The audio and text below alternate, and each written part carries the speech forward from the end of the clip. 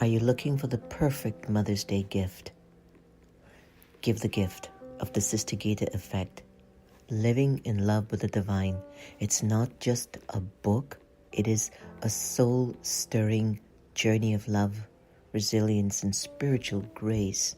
A powerful tribute from a daughter to her mother that will awaken the divine in every heart.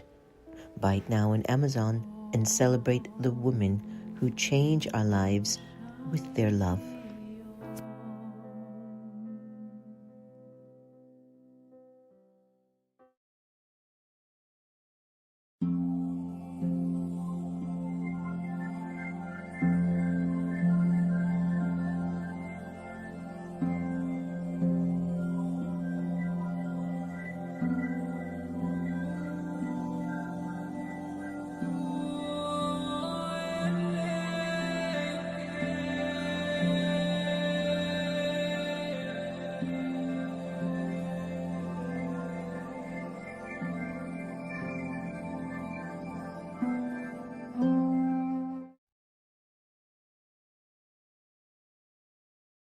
Shanti, everyone. Welcome to the next normal. Apologies for starting so late. Today, our book club feature, of course, will be, ta-da! I've been so excited. It just came out a few days ago, and we don't do really like, the way people commercialize things, but really the Sister Gita book is an act of love and affection. So for those of you who are just joining us on the next normal, or those of you who have sort of known us but don't really know fully everything, I want to put everything in just a simplistic contextual package, just to see if you could understand the love in my heart for my mother, but also the love in my heart that she was God's instrument. And more than anything else, that was the most important thing to me. Of course, I won't deny her role as a parent, but to be quite frank, I was much more the parent than the child, because it was also, in some sense, growing Sister Gita also was quite an opportunity on my part. But long story short, little Jamaican girl, orphaned at 9 from the Kendall train crash, comes over, ends up having a child at 17, me. She's processing life. I'm living with my father and my grandmother. We live in a joint family home in Jamaica at the time. We relocated from Jamaica at the age of 4 to Miami. Lived there for a while. Didn't see her much. Maybe once or twice a year. It's not until I got to be about maybe 12 or 13, she re-entered my existence. Now, many of you would say you didn't have much of a connection with your mother, then how did both of you end up so close? Things are soul linked, and sometimes souls need to figure themselves out, or souls don't have enough power to initiate certain responsibilities. A single woman in those days, or an orphaned woman in those days, you don't get a lot of support. You don't have that kind of a background or strength. And despite all of her challenges, which I'm sure she went through, and there's a part actually in the book where it shares about her having to go to identify her mother's body at the Kendall train crash. And can you imagine at 9 years old looking over hundreds of dead bodies? I mean, that does traumatize you. It impacted her a lot.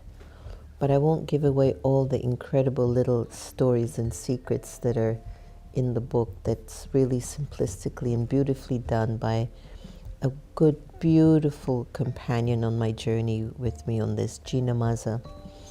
Gina's the publisher and also writer along with me in Scribe Publications or in Scribe Press, and they're the publishers of this beautiful memoir of a soul who physically you look at her from a distance, just an ordinary another African-looking woman in America thriving.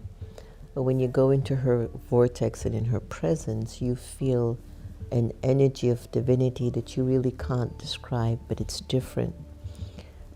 I have witnessed on so many occasions when people would come into her vortex, they changed. They changed. And there's always been something very powerful about that, you know.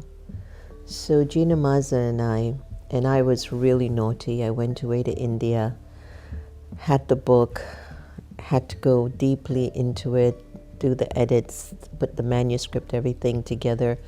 But while in India, I just never had the capacity. Somehow my heart energy just wasn't in it, maybe because of meetings and activities. I couldn't feel the moment to be in it.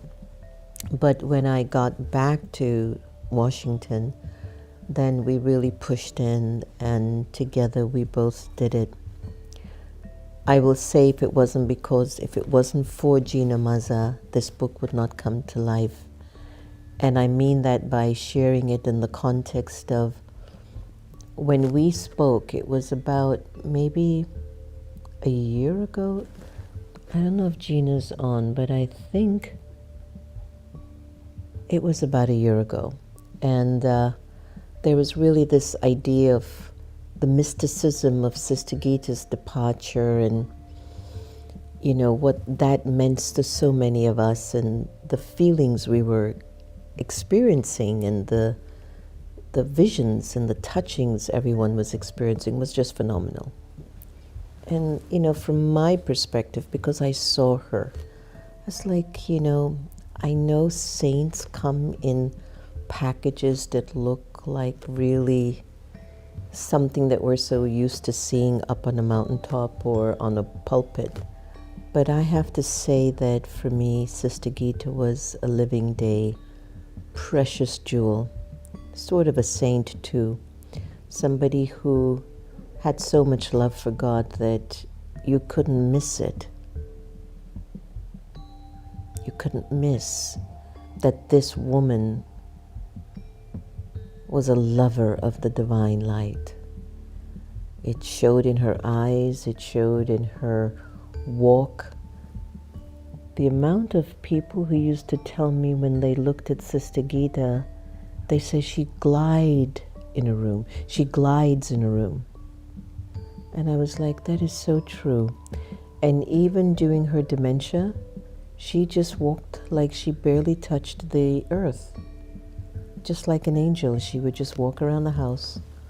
When she would escape the house and go to the neighbors and walk into their house, she just walked as an angel, you know. So the book for this month, of course, it's Mother's Day, it's meditation month as well. I thought that it would be great to offer this one for you. So let me read one of the little tidbits in it. And a lot of the inspiring words of wisdom came from when she was doing readings from the America Meditating Radio. And the Sister Gita effect that you see here on the Next Normal is actually from excerpts from the America Meditating Radio that I hosted for 12 years. We did over 17 or 1800 shows within those 12 years, and we were very consistent every day. It was very powerful. We only stopped because of the, I think it was the move, right, Santosh? Because we moved into a new property and getting the studio up, and just energy in her dementia was increasing, and we had done so much, and so much was revolving around me. I didn't think that I would be genuine to the show. And for those who know me, I want to do things if my heart is in it, but also if the folks around me, that their heart is in it. So I'll just read this really simple one. Loving everyone the same. Love means never taking sides. Do not have any enmity for anyone. Just practice loving everyone the same. Let people be and do what they want to be and do. Prefer no one, love all. In self-respect, you won't prefer one over another. You will have love for all with the warmth of a mother. The ego loves opinions, and it separates you and divides.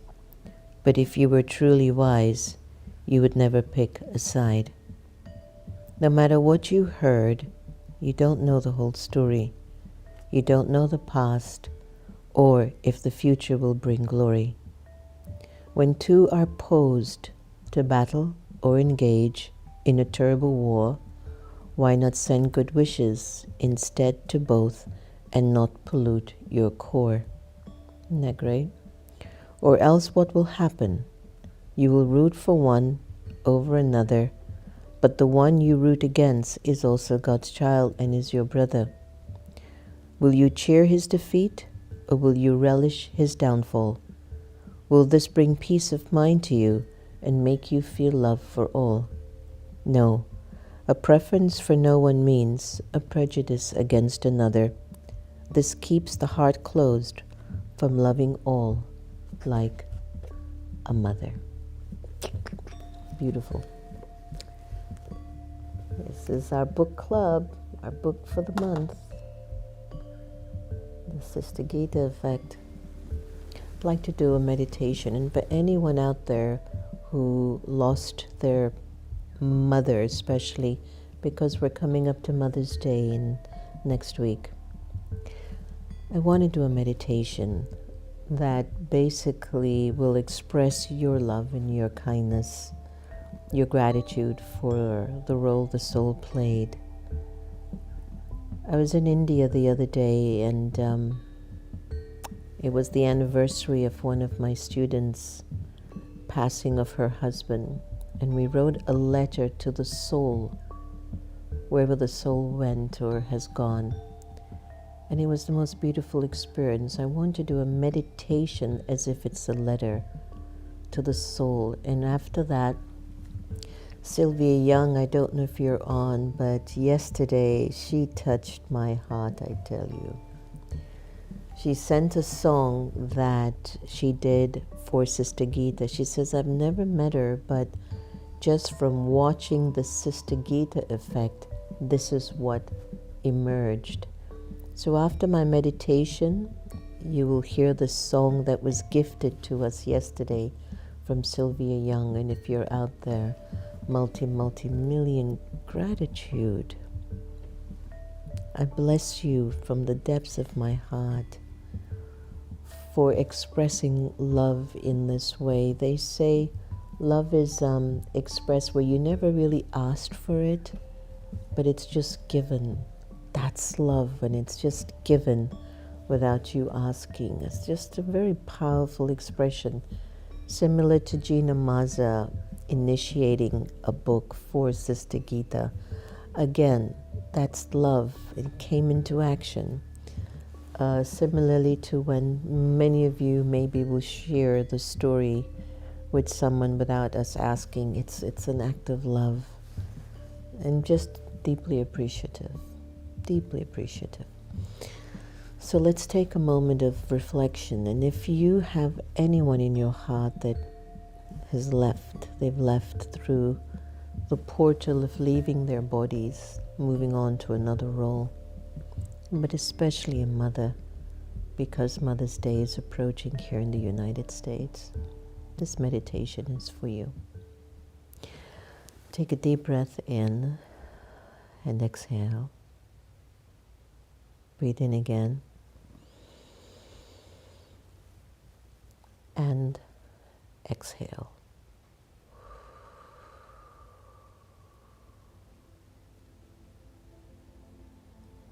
The memories linger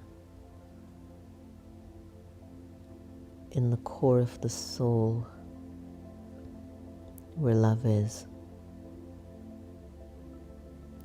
The smiles, the joy, the peace, the gratitude, and the appreciation. It's recorded in me. These powers and qualities amplified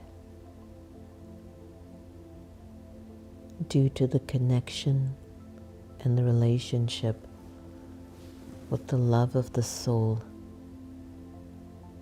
played the part of Sister Gita. I want to repeat this. Love and peace and joy and wisdom, gratitude. It gets amplified when there's someone in your life that loves you unconditionally and purely. They give you permission to increase these powers in you gently, peacefully, and quietly.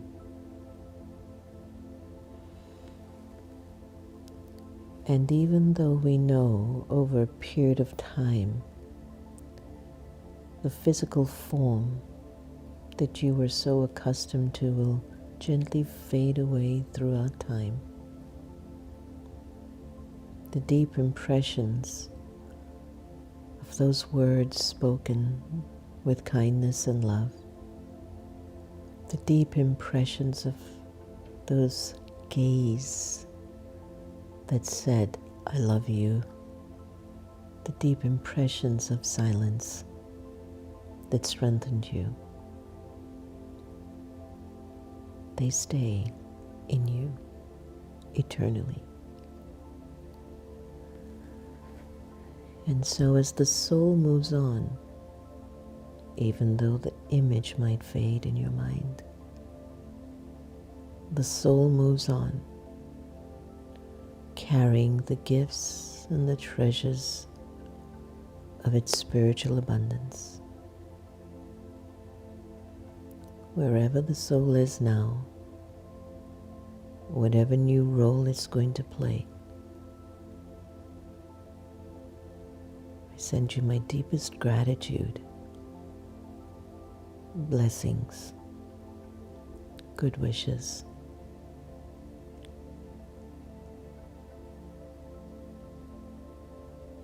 Pure feelings.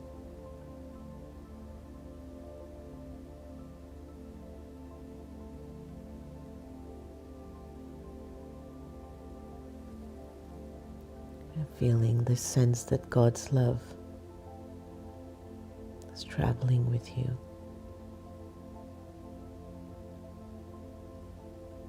making life so perfect for you and easy.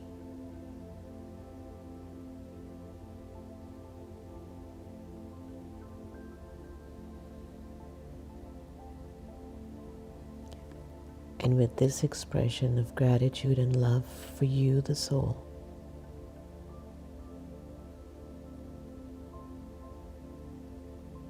I send you my love, my gratitude, and joy.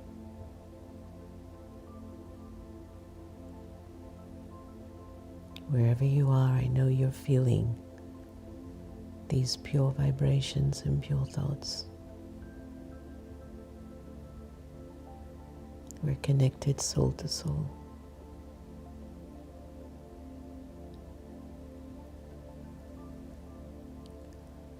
Om Shanti.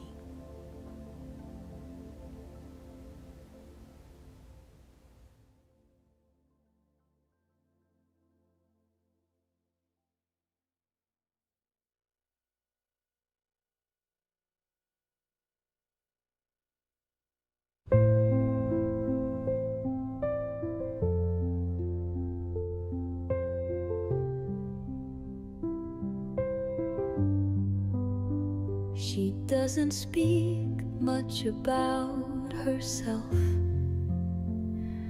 but her peace says everything. She makes you feel calm and strong, just by the way she sits and listens. She walks with quiet kindness, like the morning light on still water. You come in with worries and wait. You leave with a lighter heart. In her presence, you remember your light, not your name, but who you are inside. In her presence, the world feels kind, and something deep begins to shine.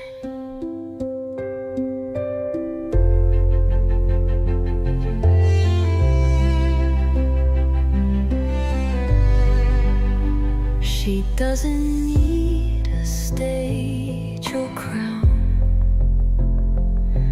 Her peace is what stands tall.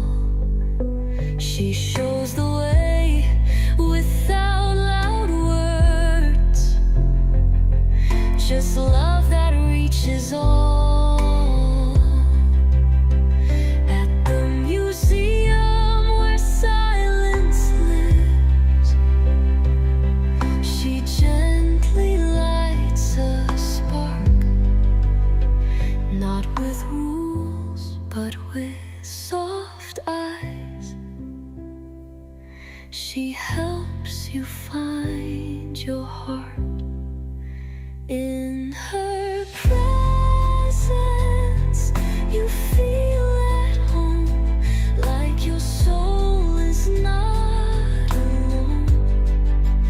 In her presence, you start to see the true you you're meant to be.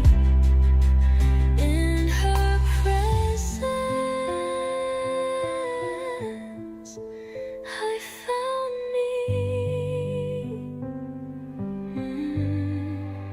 In her presence, you feel at home, like your soul is not alone. In her presence, you start to see the true you you're meant to be. In her presence, I found me.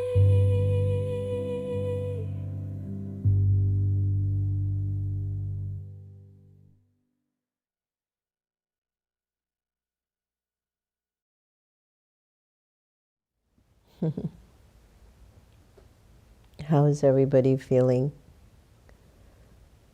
Please, I'd love to see it in the comments.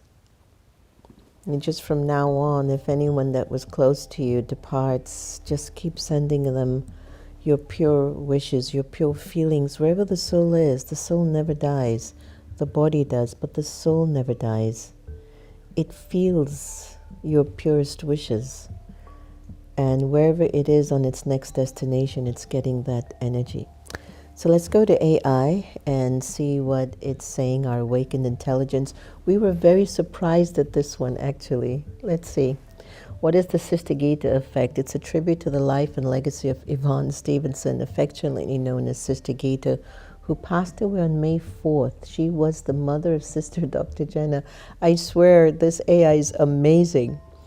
The Sister Gita effect represents the power of resilience, grace, and deep spiritual strength. She was a survivor. Her mother survived it, but she was a survivor of the tragic Kendall train crash in Jamaica in 1957. And she went on to live a life rooted in love, peace, and Raja Yoga meditation. Her journey from hardship to spiritual leadership continues to inspire many. Let me see, in her honor, the Sister Gita effect is featured as a special segment on Sister Jenna's program, The Next Normal. Can you imagine, everyone?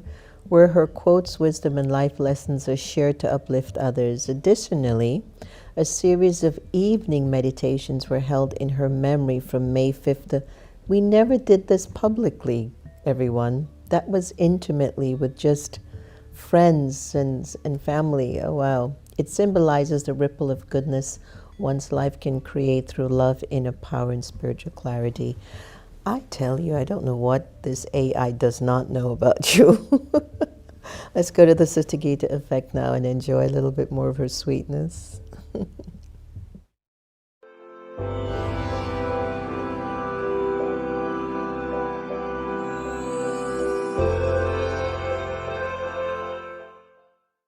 How can I be happy when life seems to be so unfair? She asked. But how can I be happy when life is unfair? When others do wrong, it's more than I can bear. I know you may think what they did is a shame, the angel replied. And now you feel miserable, so they are to blame. But let me tell you a secret that is really true. The way that you feel is solely because of you. You had a thought, they should act a certain way, but they did something different, and you had no say. So who is to blame for you taking sorrow? And who is at fault when you seek revenge tomorrow? Is it the other who didn't do as you please? Or is it you whose thoughts were diseased? The other's capacity you failed to consider. This was the problem. This made you bitter.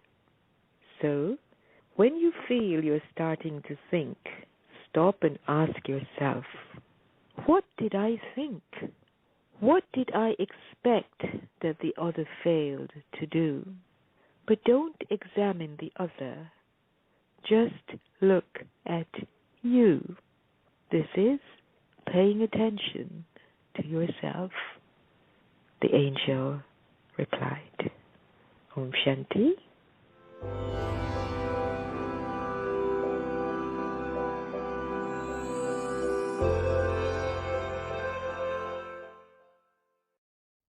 Thank you. Aunt Senshin, nice to see you. It's been a long time. My mother stepped into eternity during the first week of COVID lockdown. So many sacrifices she made for me. I'm so grateful. Thank you, Mama. I love you. Beautiful aunt. Joanne Cochran, very touching. Thank you so much. Yvette, just seeing her makes my soul warm. So true. Annette Henry, absolutely beautiful. Lookty. Sylvia, thank you. Sylvia, everyone give love emojis to Sylvia. She did the song, so thank you so much. It's Baba's love and touching which brings us so close to each other. No matter where we are, whether physically we meet each other or not, much love and blessings.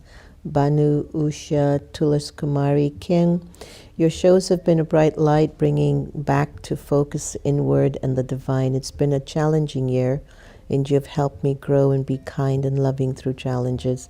Keep it up, Kim. You've got this. Angela, good morning. Thank you. Kushali, Shobha, Lilawati.